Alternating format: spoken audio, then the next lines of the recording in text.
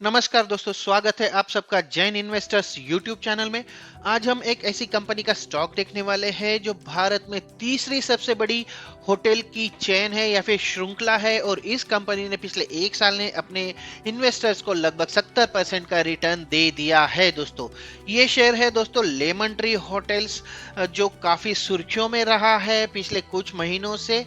तो आइए नजर डाल लेते हैं उन सेक्शंस पर जिन पर हम आज बात करने वाले हैं, या फिर इस वीडियो में हम किन किन सेक्शंस पर बात करने वाले हैं ये पहले देख लेते हैं। सबसे पहले हम देखने वाले हैं स्टॉक का परफॉर्मेंस, उसके बाद business overview, hotel portfolio, company का प्रेजेंस, फाइनेंशियल ओवरव्यू, क्वार्टरली और ईयरली रिजल्ट्स पर नजर डालेंगे, पॉजिटिव एंड नेगेटिव पॉइंट्स की बात करेंगे, की फैक्टर्स के बारे में बात जानेंगे और देखेंगे कि शेयर की टारगेट प्राइस कहां पर सेट हो रही है। दोस्तों, तो अंत तक जरूर बने रहिएगा दोस्तों, क्योंकि मैं कुछ वो पॉइंट्स हाईलाइट करने वाला हूं जो इसके टारगेट प्राइस पर सीधा असर डालने वाली है। दोस्तों, अगर शेयर के स्टॉक परफॉर्मेंस की बात कर ले, शेयर के परफॉर्मेंस की बात कर ले, तो पिछले एक साल में अगर देखें दोस्तों, लगभग 59% से ज्यादा का रिटर्न दिया है इस शेयर ने।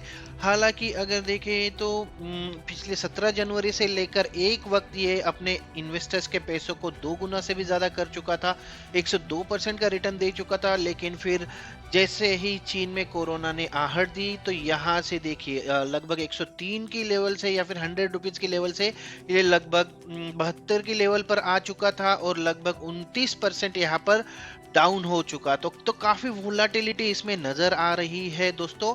और ये स्टॉक या फिर ये सेक्टर ही ऐसा है कि जहां पर थोड़ा सा कुछ हो जाए, या फिर थोड़ा सा, क्योंकि कोरोना की वजह से सब डरे हुए हैं, थोड़ा सा भी अगर कोई प्रॉब्लम हो जाए तो लोग फटाफट शेयर बेचना शुरू कर देते हैं इस सेक्टर का। तो यहाँ पर इसलिए ये काफी वोलाटाइल नजर आ रहा है। अगर देखें तो यहाँ पर भी लंबी लंबी इमारतें हैं और लंबे लंबे ड्रॉप्स है। तो यहाँ पर जब भी इन्वेस्ट करने का मन बनाए, तो इस सारी रिस्क को आप जरूर ध्यान में ले। अगर 5 साल का परफॉर्मेंस देख ले तो उसमें भी 17.5% का रिटर्न है। YTD इस साल लगभग 5.5% से गिर चुका है, जैसा कि मैंने पहले ही हाईलाइट किया कि इसमें कोरोना की वजह से काफी हलचल देखने को मिल रही है। पिछले 6 महीनों का पॉजिटिव रिटर्न है 24%, 23% से ज्यादा का रिटर्न दिया है। पिछले एक महीने की बात कर ले तो 7.5% डाउन, और 5 दिन में भी अगर देखें तो 1.27% का इसने रिटर्न दिया है अपने शेयर होल्डर्स को। अगर देखें फिर से एक साल का मैं प्लॉट करता हूँ यहाँ पर आपके लिए ग्राफ, यहाँ पर हलचल काफी नजर आ रही है। हालांकि 23 दिसंबर के बाद इस शेयर में अच्छा खासा उछाल देखने को मिला था, और ये लगभग 85 से 86 रुपए की लेवल पर जा चुका था। लेकिन फिर से एक बार यहाँ पर इसमें ड्रॉप देखने को मिला है, और अब ये ट्रेड कर रहा है लगभग 80 रुपए की लेवल पर। इसमें भी अगर पिछले 2 दिन की ही बात कर ले तो 2 दिन में काफी अच्छा उछाल यहाँ पर देखने को मिला है। 11 तारीख को क्लोजिंग प्राइस 76 रुपए थी, और यहाँ पर ये लगभग 80 रुपए तक जा चुका था। तो आगे बढ़ते हैं वीडियो में और देखते हैं कंपनी का बिजनेस ओवरव्यू। अगर देखें तो लेमन ट्री होटल्स लिमिटेड सबसे बड़ी मिड प्राइस वाली भारत में तीसरी सबसे बड़ी होटल श्रृंखला या होटल चेन है दोस्तों। अगर इसकी जर्नी की बात कर ले तो 2002 में देखिए ये कंपनी फाउंड हुई थी। इसके बाद 2004 में इसने अपना पहला होटल ओपन किया था। 2007 आते आते 5 होटल बन चुके थे। इसके बाद इसने काफी ज्यादा रफ्तार पकड़ी दोस्तों। 2018 में एक ही साल के 4 साल के अंदर इसने अपने होटल्स को दोगुना कर दिया, और इसके साथ साथ पब्लिक भी हो गई, IPO भी दिया 2018 में। ये साल काफी इंपॉर्टेंट था, 50 होटल उसके खुद के ओपन हो चुके थे। और 2022 की अगर स्ट्रिंग देखे इसकी तो 8,250 से ज्यादा रूम्स है, 84 होटल्स है, और 52 डेस्टिनेशन या 52 सिटीज में ये ऑलरेडी अवेलेबल है दोस्तों। आगे बढ़ के कंटिन्यू करते हैं बिजनेस ओवरव्यू को। अगर देखें तो ये जो होटल चेन है ये अपस्केल सेगमेंट में और मिड प्राइस सेक्टर में काम करती है दोस्तों, जिसमें अपर मिड स्केल और इकोनॉमी सेगमेंट भी शामिल है। ये वैल्यू फॉर मनी प्रोपोजिशन के साथ अलग अलग लेकिन बेहतर सेवा प्रदान करने में जुटी हुई कंपनी है। अगर देखें ओवरऑल, अगर देखें तो बहुत सारे होटल चेन्स अवेलेबल है इंडिया में। IHCL है, Indian hotels corporation limited, companies limited. उसके बाद मैरियट जैसी होटल की चेन है। ITC है जो सबसे बड़ी होटल्स की चेन में से एक है। रेडिसन है, और उसके बाद इस कंपनी का लेमन ट्री का नंबर 5वां आता है इसके रूम्स के हिसाब से। चलिए आगे बढ़ते हैं और इसके होटल पोर्टफोलियो पर अगर देख ले, होटल पोर्टफोलियो में देखिए ओरिका होटल्स एंड रिसोर्ट्स है, लेमन ट्री प्रीमियर है, लेमन ट्री होटल्स है, रेड फॉक्स होटल्स है, और नया एक्विजिशन इन्होंने जो किया है कीज का, वो भी लेमन ट्री होटल्स के नाम से यहाँ पर लिस्टेड है। और अगर आइए आगे बढ़ते हैं, आगे बढ़ के कंपनी का प्रेजेंस कहाँ कहाँ है उस पर एक नजर डाल ले। अगर देखें तो डोमेस्टिक में तो ये होटल काफी जगह पर यहाँ पर ऑलरेडी है। कंपनी 50 से ज्यादा लोकेशंस पर ऑलरेडी अवेलेबल है। इसमें अगर मेनली देखें तो दिल्ली, मुंबई, कोलकाता, हैदराबाद, चेन्नई, पुणे, अहमदाबाद, चंडीगढ़, जयपुर, कोची, लुधियाना और अन्य कई जो सिटीज है, टायर 2, टायर 3 सिटीज में भी ये अवेलेबल है। And that is the main business, main USP है इनका, यूनिक सेल पॉइंट, कि ये हर सेगमेंट के में टारगेट करती है और हर टाइप के सिटीज में भी इस होटल की अवेलेबिलिटी है दोस्तों। तो इसके साथ साथ अगर इनका इंटरनेशनल प्रेजेंस देख ले तो यूएई में, दुबई में, उसके साथ साथ भूटान थिम्पू में और नेपाल में लगभग 3 होटल इनके ओपन होने वाले हैं। अगर देखें तो काठमांडू, नागरकोट और बैरत नगर, तो काफी शानदार इनका प्रेजेंस दिख रहा है। अगर फाइनेंशियल इन्फो की बात कर ले तो इस पर जरूर नजर डालेंगे, लेकिन अगर अभी तक दी हुई मेरी जानकारी आपको पसंद आई है दोस्तों, तो जरूर मेरे वीडियो को लाइक कर दीजिए। और अगर आप मेरे चैनल पर नए हैं तो मेरे चैनल को सब्सक्राइब जरूर कर लीजिए, क्योंकि ऐसी ही नई नई जानकारी मैं आपके साथ शेयर करने वाला हूं जो आपकी हेल्प करने वाली है आने वाले दिनों में आपकी इन्वेस्टमेंट स्ट्रेटेजी बनाने में। तो चलिए मुड़ते हैं वीडियो की ओर और सबसे पहले देखते हैं कंपनी का फाइनेंशियल ओवरव्यू। फाइनेंशियल ओवरव्यू में सबसे पहले देखेंगे मार्केट कैपिटलाइजेशन। 6310 करोड़ रुपए का मार्केट कैप है कंपनी का। करंट प्राइस जो है वो लगभग 79.6 की है, 103 रुपए की टॉप लेवल छू चुका है 52 वीक में, और 52 वीक का लो जो नंबर है वो 45.2 रुपए का है। स्टॉक पीई 1639, इसकी ज्यादा चिंता नहीं करेंगे हम लोग। इंडस्ट्री पी 30.3 है। बुक वैल्यू जो है कंपनी के शेयर की वो 10 रुपए की है। इसकी ज्यादा चिंता क्यों नहीं करनी है स्टॉक पी की, ये मैं आने वाले सेक्शन में जरूर आपको बताने वाला हूं दोस्तों।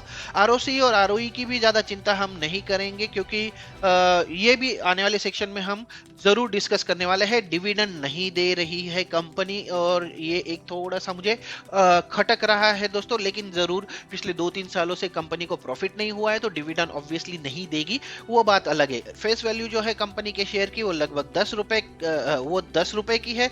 पिछले एक साल का प्रॉफिट ग्रोथ 104% का रहा है दोस्तों। ईपीएस जो है वो 0.05 है, ये भी काफी कम नजर आ रहा है। सेल्स ग्रोथ जो है 116% की, तो सेल्स और प्रॉफिट ग्रोथ में इसने लगभग 2 गुने कर दिए हैं अपने नंबर्स। यहाँ पर आप देख सकते हैं डेट टू इक्विटी थोड़ा सा हायर लेवल पर जरूर है, लेकिन ये कोरोना की वजह से भी हो सकता है दोस्तों। पीओ ट्रस्ट की स्कोर बन रहा है 6 का और जी फैक्टर स्कोर बन रहा है 4 का। डेटर डेज थोड़े से हायर साइड पर है, लेकिन पिछले 2 तिमाहियों में इसमें काफी कमी देखी गई है, तो 26.4 के डेटर डेज यहाँ पर दिख रहे हैं। आइए आगे बढ़ते हैं।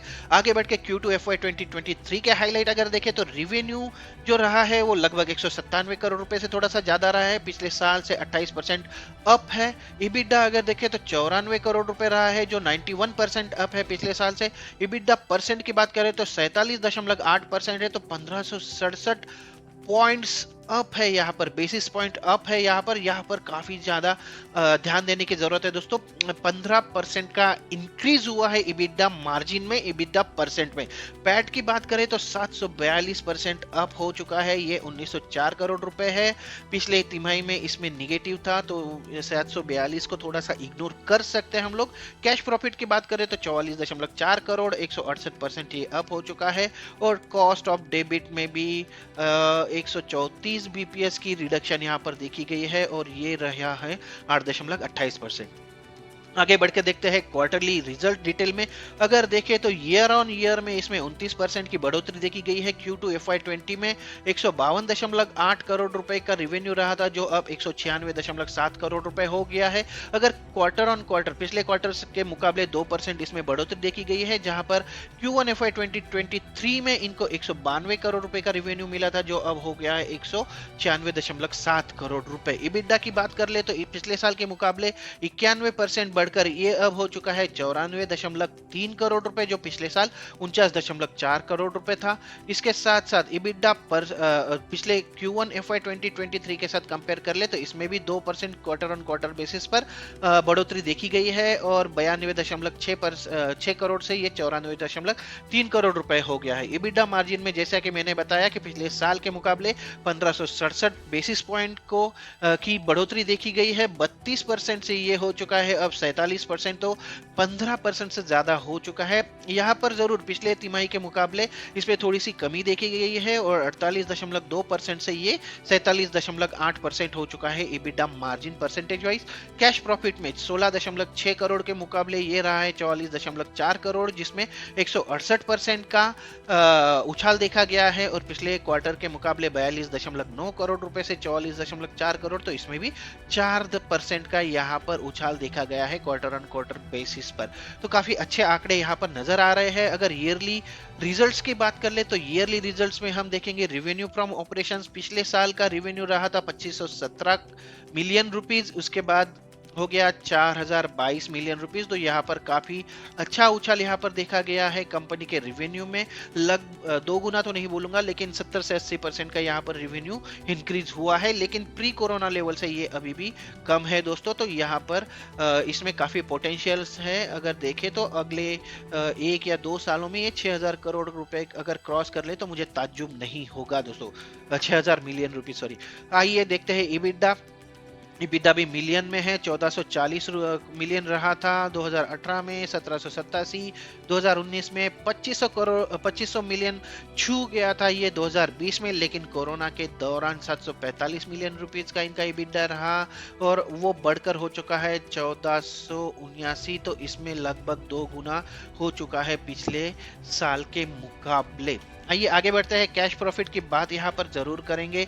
पिछले साल 208 करोड़ रुपए का लॉस हुआ था दोस्तों और उसका लॉस अब कम होकर 178 करोड़ रुपए रह गया है। मैं यहाँ पर 2 चीज जरूर हाईलाइट करना चाहूंगा। पिछले 2 तिमाही में कंपनी ने प्रॉफिट दर्ज किया है दोस्तों आफ्टर 10 और 12 कंसिस्टेंट कंटिन्यूअस निगेटिव प्रॉफिट, मतलब 10 से 12 तिमाहियों में लगातार निगेटिव प्रॉफिट दिखाने के बाद या फिर लॉस दिखाने के बाद पिछले 2 तिमाहियों में कंपनी ने 14 करोड़ और 19 करोड़ रुपए का प्रॉफिट यहां पर दिखाया है। आप उनके नंबर्स देख सकते हैं। डेट टू इक्विटी रेशियो की बात कर ले दोस्तों तो FY 2021 में ये 1.10 था, जो थोड़ा सा बढ़कर 1.21 हो चुका है। इस पर जरूर कंपनी को काम करना होगा। आइए आगे बढ़ते हैं। आगे बढ़ के रिवेन्यू ब्रेकअप पर नजर डालेंगे। कमरे के किराए से कंपनी को 73% का रिवेन्यू मिलता है। इसके बाद उसके जो भी खाद्य पदार्थ और पेय पदार्थ है या फिर ड्रिंकिंग है वहां से 14%, शराब लीकर एंड वाइन से 12% और बैंक्वेट किराए से लगभग 1% का कंपनी के रिवेन्यू में इजाफा होता है या फिर उसमें कंट्रीब्यूशन आता है दोस्तों। इसके साथ साथ शेयर होल्डिंग पैटर्न की भी हम बात कर लेंगे। फॉरेन इन्वेस्टर्स 27.46% का स्टेक रखते हैं और डोमेस्टिक इन्वेस्टर्स 10.73% का स्टेक रखते हैं, तो दोनों मिलके 38% से ज्यादा का स्टेक हो गया है। पब्लिक का इसमें 38% का स्टेक है दोस्तों, लेकिन प्रमोटर्स का सिर्फ और सिर्फ 23.5% से थोड़ा सा ज्यादा स्टेक है। तो ये भी एक निगेटिव पॉइंट है जो यहाँ पर उभर कर सामने आ रहा है दोस्तों। आइए आगे बढ़ते हैं। आगे बढ़ के कंपनी के पॉजिटिव पॉइंट्स पर जरूर हम नजर डालेंगे। अगर पॉजिटिव पॉइंट्स की बात कर ले तो सबसे पहले मैंने बताया कंपनी को अच्छी तिमाही देने की उम्मीद है दोस्तों। पिछली तिमाही में फेस्टिव सीजन था या फिर कॉर्पोरेट जो चीजें हैं वो नॉर्मल होती जा रही है, तो कंपनी का जो मेन रेवेन्यू आता है वो कॉर्पोरेट बुकिंग से भी काफी आता है, तो वहां पर काफी अच्छा उछाल देखने को मिला है। तो इस हिसाब से कंपनी को अच्छी तिमाही देने की उम्मीद है और कंपनी कर्ज पे लगातार काम कर रही है। भले ही डेटर डेज बढ़ रहे हैं लेकिन कर्ज कम हो रहा है कंपनी का। कंपनी नए नए एक्विजिशन के लिए कर्जा ले रही होगी तो उसके हिसाब से कर्ज घट रहा है। ये निगेटिव पॉइंट्स पर जरूर नजर डालेंगे, ये बहुत इंपॉर्टेंट है दोस्तों। स्टॉक अपने बुक वैल्यू के 7.45 गुना पर ट्रेड कर रहा है। कंपनी ने पिछले 5 वर्षों में -0.48 की खराब बिक्री वृद्धि या फिर सेल्स ग्रोथ दर्ज की है। पिछले 3 वर्षों में कंपनी का इक्विटी ऑन रिटर्न माइनस है, निगेटिव 7.75% है जो कि काफी कम है। और इसके साथ साथ प्रमोटर होल्डिंग जो है वो 23.6% ही है। पिछले 3 साल में प्रमोटर्स ने अपनी होल्डिंग 7.71% से घटाई है। तो ये सारे निगेटिव पॉइंट्स आपको ध्यान में रखना होगा जब भी आप इस शेयर में इन्वेस्ट करें दोस्तों। अगर आप लॉन्ग टर्म के हिसाब से इन्वेस्ट कर रहे हैं तो इन पॉइंट्स को जरूर ध्यान रखिए। आइए आगे बढ़ के की फैक्टर्स के बारे में बात करेंगे। ये की फैक्टर्स वही फैक्टर्स होते हैं दोस्तों जो करंट सिचुएशन के हिसाब से आने वाले समय में कंपनी के शेयर की प्राइस अप या डाउन करने के लिए कारक सिद्ध होते हैं या फिर उसके लिए रिस्पॉन्सिबल होते हैं दोस्तों। अगर इन की फैक्टर्स की बात कर ले तो इसमें सबसे पहला पॉइंट जो उभर कर सामने आ रहा है दोस्तों वो है कंपनी का मार्केट शेयर। अगर देखें तो वर्तमान में कंपनी के पास भारत में ब्रांडेड मिड मार्केट होटल्स का 17% का हिस्सा है, 17% की हिस्सेदारी है दोस्तों। 2023 तक नई परियोजनाओं जो भी करने वाली है कंपनी, उसके बाद ये बढ़कर 22% हो जाने की उम्मीद यहाँ पर जताई गई है। इसके बाद अगर अगला की फैक्टर देखें तो ऑक्यूपेंसी रेट जो होता है दोस्तों वो बहुत ज्यादा इंपॉर्टेंट होता है होटल बिजनेस में, ताकि ये दर्शाता है कि कंपनी की कितनी परसेंट होटल्स, कितने परसेंट रूम्स जो है वो ऑक्यूपाइड होते हैं normally during the year, during the month, during the quarter और ऑल थिंग्स।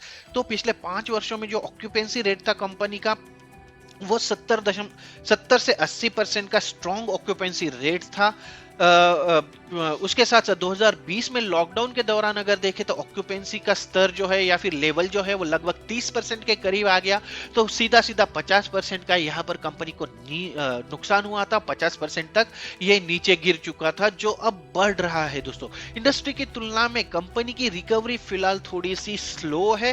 कंपनी का एक बड़ा रिवेन्यू जो आता है वो बिजनेस और कॉर्पोरेट ट्रैवलिंग की वजह से आता है जैसा कि मैंने पहले भी हाईलाइट किया था, जो कुल इनके रिवेन्यू का लगभग 52%, 52% होता है दोस्तों। कंपनी का कुछ प्रमुख बाजार जैसे कि बैंगलोर या गुड़गांव है जहां से करीब कंपनी को कॉर्पोरेट्स ट्रैवलर की वजह से काफी ज्यादा डिमांड मिलती रहती है। वहां अभी तक कोविड-19 का स्तर जो है वो पहले की जैसा रिकवर नहीं हुआ है। वहां की जो हलचल है या फिर जो भी सामान्य वर्किंग है वो अभी तक नहीं हुआ है और इसी वजह से वहां पर रिकवरी नहीं हो पाई है। हालांकि उम्मीद की जा रही है कि वित्त वर्ष 2023 की अगली 6 माह में कॉर्पोरेट से जुड़े हुए यात्री वापस आएंगे, कॉर्पोरेट ट्रैवल स्टार्ट हो जाएगा, बिजनेस ट्रैवल स्टार्ट हो जाएगा और इसके वजह से पहले जैसी रिकवरी तक पहुंचने की उम्मीद यहाँ पर जताई गई है दोस्तों। इसके बाद अगला पॉइंट अगर देख ले तो होटल की संख्या में जो वृद्धि करने वाली है, जो एक्सपेंशन प्लान है उसके बारे में हम बात करने वाले हैं। कंपनी ने ऐसी परियोजनाओं की योजना बनाई है जो होटलों की संख्या में 30 और कमरों की संख्या में 2605 से वृद्धि करने वाली है, इनको बढ़ाने वाली है दोस्तों। इन परियोजनाओं या फिर ये प्रोजेक्ट जो है वो 2025 तक पूरा होने की उम्मीद है, जो कंपनी के नेटवर्क को जो है वो 110 से ज्यादा होटल्स और 10,900 से ज्यादा कमरों के कैटेगरी में लेकर आएगी। तो एक काफी बड़ा यहाँ पर चेंज आने की उम्मीद है। जैसा कि मैंने पहले भी आपको सारे नंबर्स बताए, 2025 तक ये सारी जो प्रोजेक्ट्स है वो कंप्लीट होने की उम्मीद है दोस्तों। तो अगले 2 से 3 सालों में इस शेयर में काफी अच्छा उछाल देखा जा सकता है लॉन्ग टर्म के हिसाब से। आइए आगे बढ़ते हैं, की एक्विजिशंस की यहाँ पर बात कर ले। जैसा कि मैं 2 बार हाईलाइट कर चुका हूँ दोस्तों, की एक्विजिशंस काफी किए हैं कंपनी ने। सबसे रिसेंट जो है वो FY 2020 में किया। कंपनी ने बर्ग ग्रेन होटल्स प्राइवेट लिमिटेड का अधिग्रहण किया है, उनको एक्वायर किया है FY 2020 में। और ये भारत में जो बर्ग ग्रेन होटल्स प्राइवेट लिमिटेड है ये भारत में चौथी सबसे बड़ी मिड मार्केट होटल चेन थी, होटल श्रृंखला है। और इनके अगर ब्रांड देखें तो keys prima hotel, keys select hotels, keys light hotels के अंडर ये काम करती है। और कंप्लीट लेन देन के बाद लेमन ट्री होटल्स ने 1600 कमरों, 17 होटल्स और 8 नए स्थान या 8 नए लोकेशंस द्वारा अपने ऑपरेटिंग पोर्टफोलियो का विस्तार किया। और यहाँ पर कंपनी अब या फिर ये होटल्स अब अवेलेबल है दोस्तों। कंपनी अप्रत्यक्ष रूप से इस होटल चेन में 58% की हिस्सेदारी रखती है दोस्तों। तो काफी सारे पॉइंट्स मैंने आपको बताए दोस्तों। अगर टारगेट प्राइस के बारे में बात करें तो अब तक हमने देखा, कंपनी के बारे में जाना, उसके होटल पोर्टफोलियो के बारे में देखा, इसके बिजनेस के बारे में जाना, फ्यूचर स्ट्रेटेजी देख ली है, फ्यूचर प्रोस्पेक्टस क्या है वो देखा है। कंपनी के बिजनेस को देखते हुए इसकी सीधी टक्कर जो होती है दोस्तों वो होती है Indian hotels, Marriott hotels, Radisson, ITC जैसे दिग्गज प्रतियोगी ग्रुप से ये सीधी टक्कर देती है दोस्तों। और यही है जो कंपनी के टारगेट प्राइस पर मेन इम्पैक्ट कर सकती है दोस्तों। टारगेट प्राइस के बारे में बात करने से पहले मैं आपको कुछ पॉइंट जरूर बता देना चाहता हूं दोस्तों। जैसे कि सबसे पहला पॉइंट यहाँ पर अगर देखें तो 52 वीक के हाई लेवल जो है 103 रुपए की, इस कीमत से ये शेयर लगभग 29% नीचे आ चुका है। इस शेयर को खरीदने में सबसे बड़ी रिस्क है कि ये कोरोना जैसी नेचुरल कैलामिटीज या फिर नेचुरल डिजास्टर से सबसे ज्यादा प्रभावित होता है दोस्तों। अगर सारी होटलिंग चेन्स की बिजनेस पर नजर डाल ले तो कोरोना के चलते लॉकडाउन की वजह से जो उनका लॉस हुआ था, जो नुकसान हुआ था, ये कंपनियां अभी भी उस नुकसान से उबरने की कोशिश कर रही है दोस्तों। और इसमें कुछ कंपनियां थोड़ी सी आगे निकल चुकी है और कुछ कंपनी की जो उबरने की क्षमता है वो थोड़ी सी स्लो है दोस्तों, लेकिन उबर रही है। आगे अगर देखें तो एक बार फिर से चाइना में जो कोरोना की आहट है उसने उत्पात मचाया है, उसका प्रभाव जरूर इस शेयर पर देखा जा सकता है। भले ही भारत में फिर से लॉकडाउन लगने की संभावना काफी कम है, लेकिन ट्रैवल रिस्ट्रिक्शन से इनकार नहीं किया जा सकता। इस वजह से 30 नवंबर को जहां इसने अपना 52 वीक लेवल हाई छुआ था 103 रुपए का, वहां से देखिए सिर्फ और सिर्फ 23 कैलेंडर डेज के अंदर यानी कि 23 दिसंबर तक ये शेयर जो है जब से कोरोना की न्यूज आ गई चाइना की, तो वहां से 103 से लेकर ये 72 के लेवल तक नीचे आ गया था दोस्तों। तो काफी इंपैक्ट है इस शेयर में। एफआईआई और डीआईआई की काफी बड़ी हिस्सेदारी है। फॉरेन इन्वेस्टर्स 28% और डीआईआई लगभग 11% की हिस्सेदारी रख रहे हैं। प्रमोटर्स के पास सिर्फ और सिर्फ 23.5% की हिस्सेदारी है दोस्तों यहाँ पर। और साथ ही फिलहाल इस शेयर का पी रेशियो, आरओई, आरओसी जैसे जो माफ कीजिएगा आरओई, आरओसी जैसे जो नंबर्स है वो ज्यादा मायने नहीं रखते दोस्तों। मायने ये रखता है कि कंपनी ऐसे डिजास्टर से कितनी जल्दी उभरती है। अगर इस कंपनी की बात करें तो पिछले 10 तिमाही से लगातार लॉस रिपोर्ट कर रही है ये कंपनी, और इसके बाद पिछले 2 तिमाही से कंपनी ने प्रॉफिट बनाना शुरू किया है। जून तिमाही में इसको 14 करोड़ रुपए का प्रॉफिट हुआ था और सितंबर तिमाही में 19 करोड़ रुपए का प्रॉफिट हुआ था दोस्तों। ऑक्यूपेंसी रेट में भी अच्छा उछाल देखा गया है। तो अगर आप ये सारे रिस्क फैक्टर अब्सॉर्ब करने के लेने के लिए तैयार है, अगर आप रिस्क लेने से डरते नहीं है, तो इस शेयर में काफी अच्छा परफॉर्म करने की कैपेसिटी है दोस्तों, और आपको काफी तगड़ा मुनाफा यहाँ पर मिल सकता है। कुल मिलाकर ये शेयर एक स्ट्रॉन्ग शेयर तो नजर आ रहा है। अगर आप लॉन्ग टर्म के हिसाब से निवेश करना चाहते हैं और रिस्क लेने के आदी है, रिस्क लेने से डरते नहीं है, तो ये एक अच्छा विकल्प हो सकता है आपको लॉन्ग टर्म इन्वेस्टमेंट के हिसाब से। अगर इन सारे फैक्टर्स को कंसीडर किया जाए तो अगले 1 साल में इस शेयर में कम से कम 40 से 50% की बढ़ोतरी हमें होने की उम्मीद है दोस्तों। और शेयर की प्राइस जो है वो 110 से 120 तक की लेवल छू सकती है, ऐसा हमारा अनुमान है दोस्तों। तो ये था दोस्तों lemon tree hotels limited company का शेयर का फुल एनालिसिस। अगर आपको मेरी दी हुई जानकारी पसंद आई है तो लाइक जरूर कीजिए दोस्तों, और अगर आपने अभी तक मेरे चैनल को सब्सक्राइब नहीं किया है तो इसको सब्सक्राइब जरूर कीजिए। आशा करता हूं कि ये वीडियो आपको पसंद आएगा और आपकी हेल्प करेगा आगे की स्ट्रेटेजी डिसाइड करने के लिए। तो आज के वीडियो में बस इतना ही। मिलते हैं अगले वीडियो में एक नए शेयर के साथ, एक नई जानकारी के साथ। तब तक के लिए नमस्कार।